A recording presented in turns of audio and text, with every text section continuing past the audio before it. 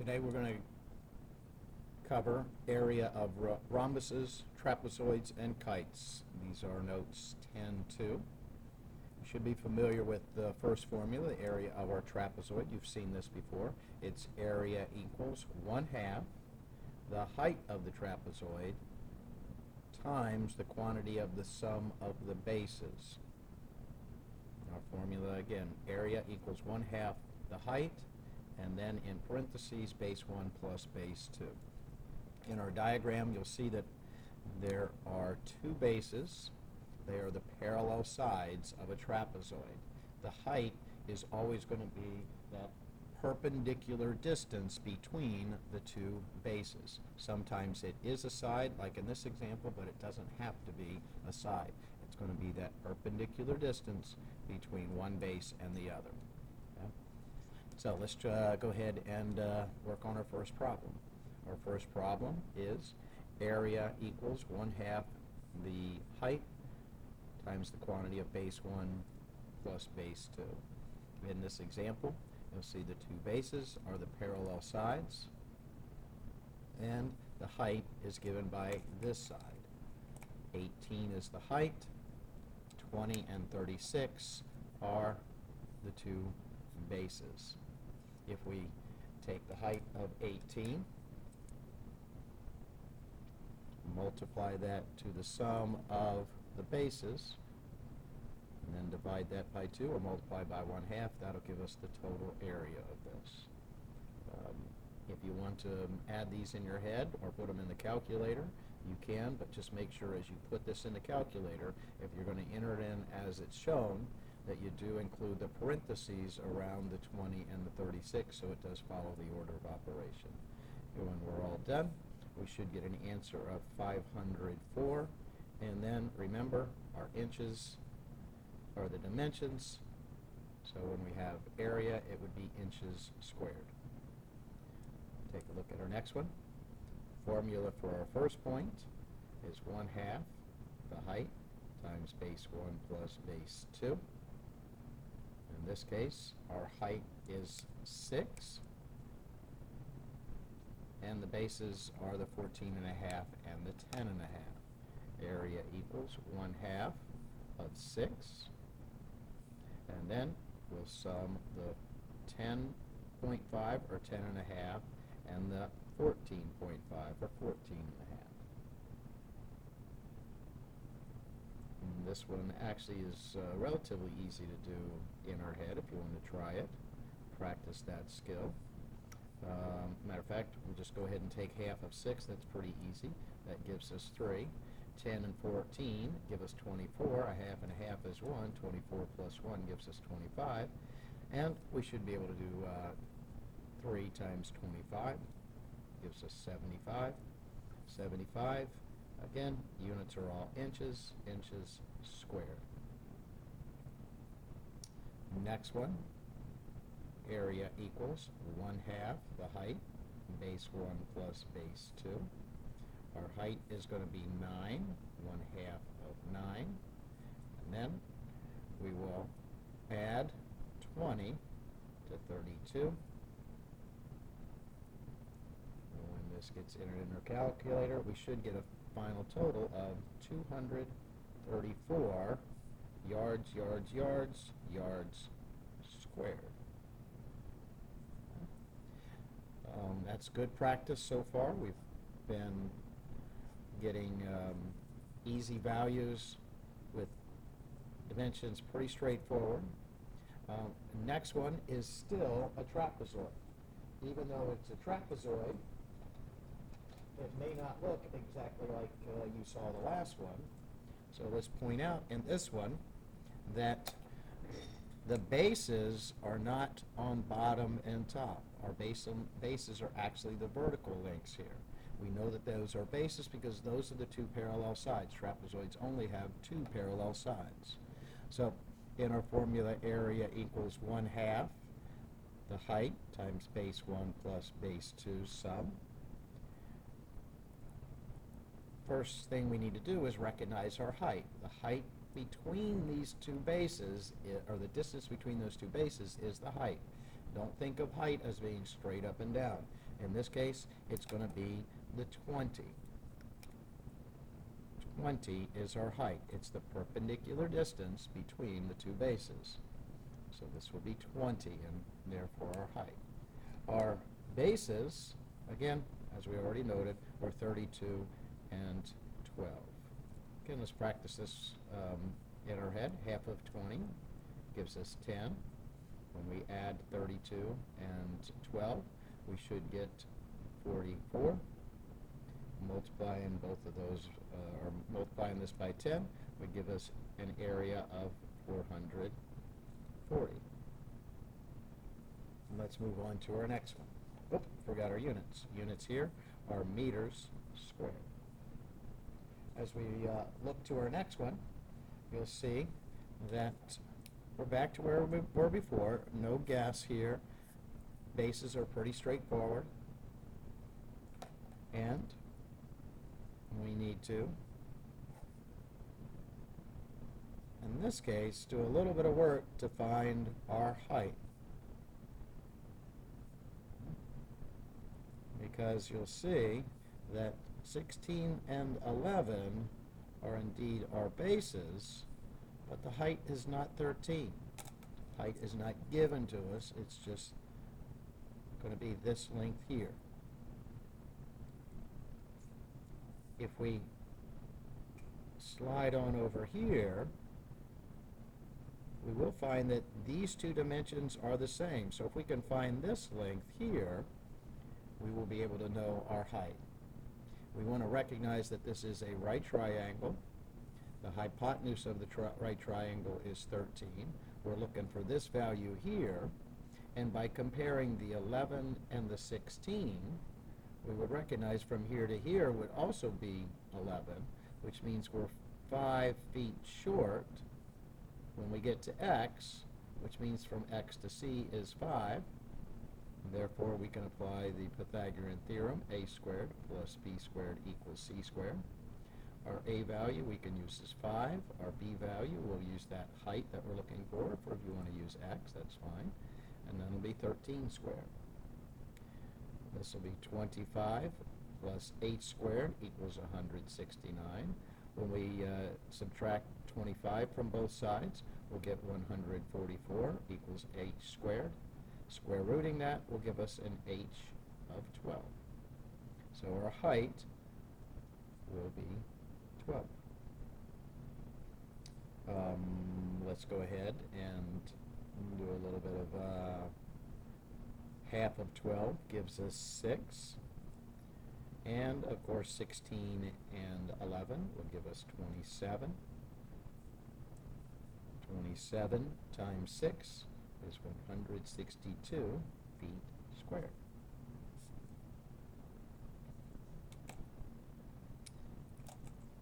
You can see from our next one that this is similar to the problem we did up here in D, where the bases are not top and bottom. They're the parallel sides that in this case are vertical. In our formula, we'll do area equals 1/2 the height times the sum of the two bases. We're back to where we were before. The height is not straightforward.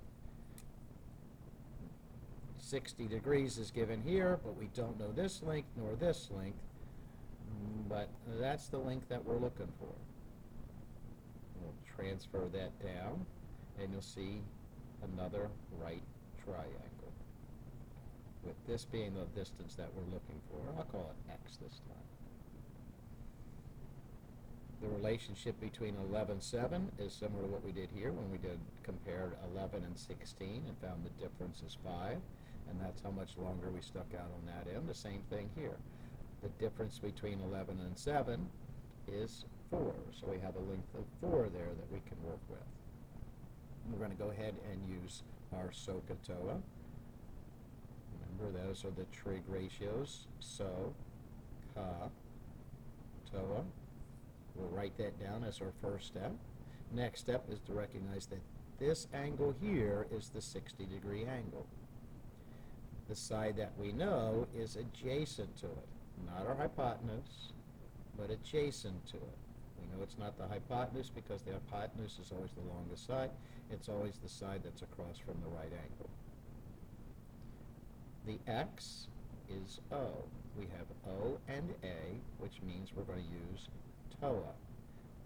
The tangent of that 60-degree angle will equal opposite over adjacent. Opposite x over the adjacent 4. Write this as a proportion, and you'll see the multiplication in our cross multiply and divide is what we want to do on our calculator. When we multiply 4 times the tangent of 60, we should get something approximately 6.9 for our x value. And that's what we're going to substitute in for our height. 6.9 is the height. It's the distance from one base to the other.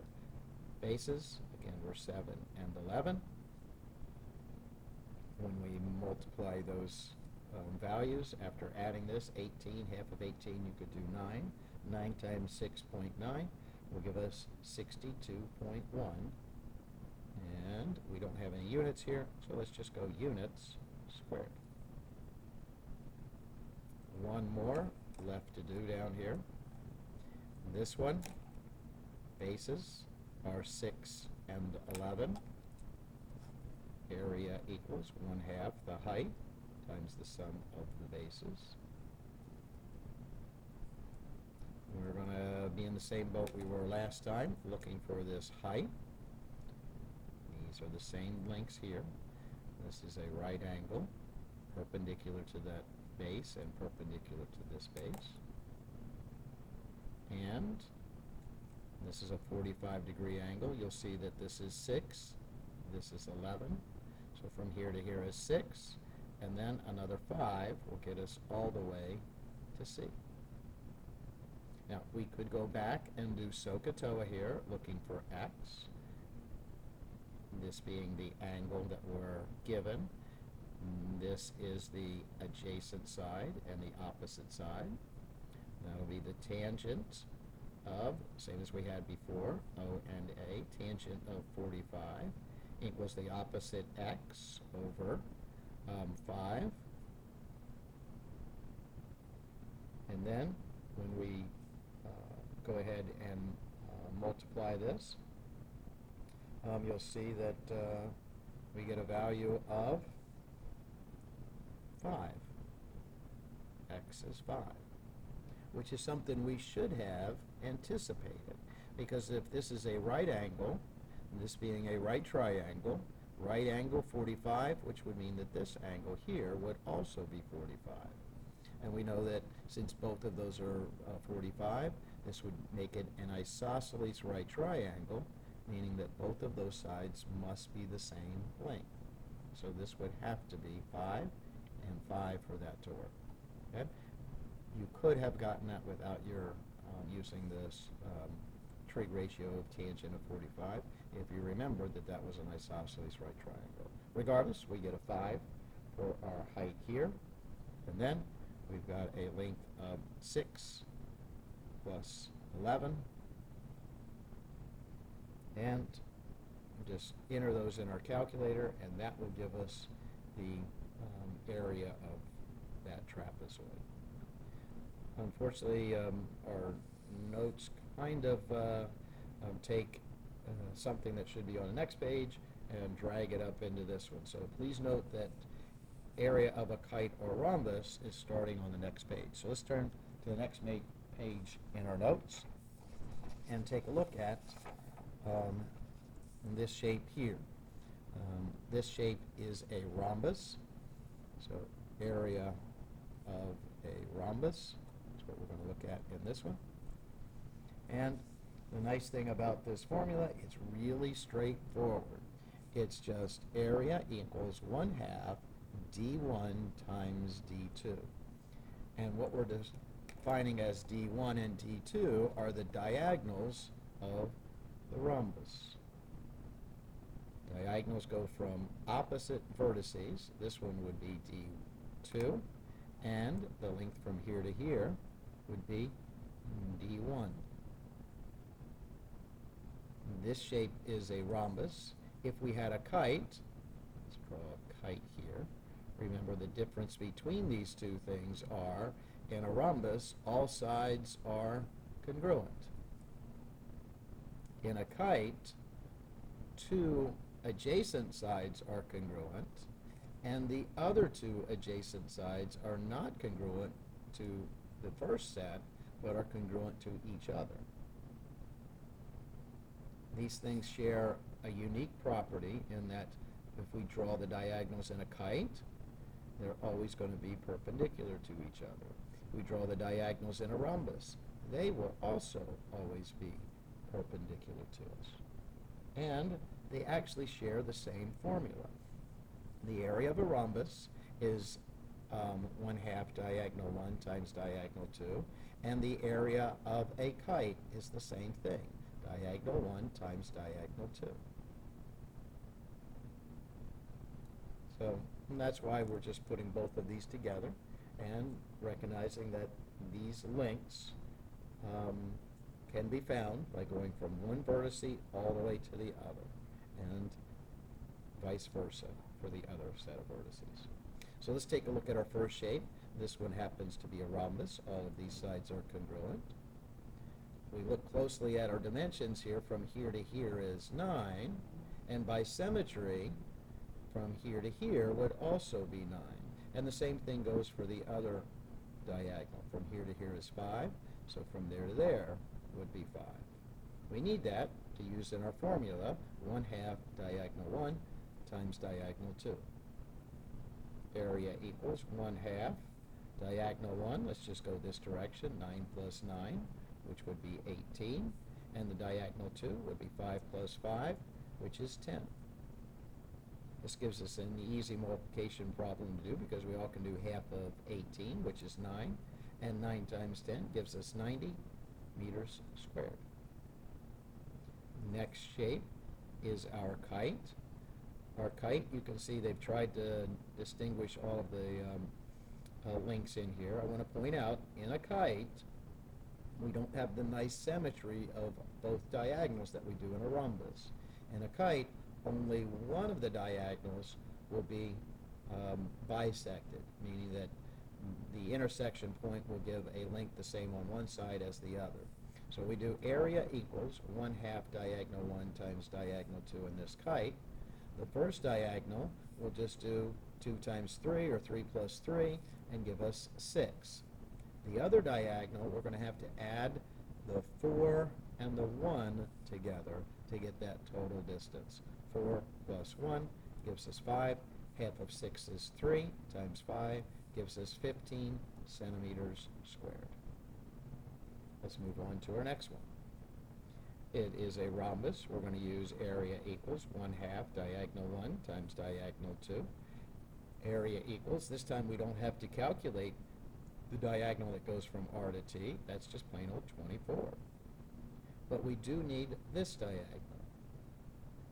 As I mentioned above, in both the rhombus and the kite, the diagonals are perpendicular to each other, which helps us solve this problem here of getting the diagonal from S to U. We do have a right triangle, and we're given this length here of 13. That's not one of the diagonals, it's one of the sides. From here to here was 24, so we know that these two diagonals bisect each other, so therefore this must be 12 feet. This is x, and you can see we're going to use our Pythagorean Theorem, a squared plus b squared equals c squared, to solve for x. Let's use 12 for a, x for b, 13 for c, and this will give us 144 plus x squared equals 169. Subtracting 144 from both sides, we'll get x squared equals 25. Square root of that gives us 5, and now we know that this length here is 5. That is not our diagonal. Be careful. This is 5, and this is 5. So the diagonal is going to be 10. And again, some nice math for us. Half of 24, we all know, is 12. 12 times 10 will give us 120 feet squared. Let's move on to another rhombus. In this one, we're given a length of 40 here, which means the length from here to here is also going to be 40, which will give us diagonal 1. Diagonal 1 will be the 40 plus 40, which will be 80. And then we're going to have to get the other diagonal, diagonal 2, by Pythagorean Theorem again. See, we have a 40 here. A 50 is the hypotenuse, and we're looking for x. X squared plus 40 squared will equal 50 squared. X squared will equal, this will be 1,600, and this will be 2,500 when we square 50 and we square 40. Subtracting, this will give us 900 equals x squared. The square root of that is going to give us 30. And some of you may have recognized this as being a variation of a 3, 4, 5 right triangle. 30, 40, and 50. That gives us this length of 30, which means the diagonal is going to have to be double that. Double that and get 60. Let's do half of 80. Half of 80 is 40. 40 times 60. Going to have 2 zeros there. 8 times 6 is 24. So our area of this rhombus is going to be 2,400 inches squared. That will conclude your notes for 10-2. Please proceed to doing your homework for 10-2.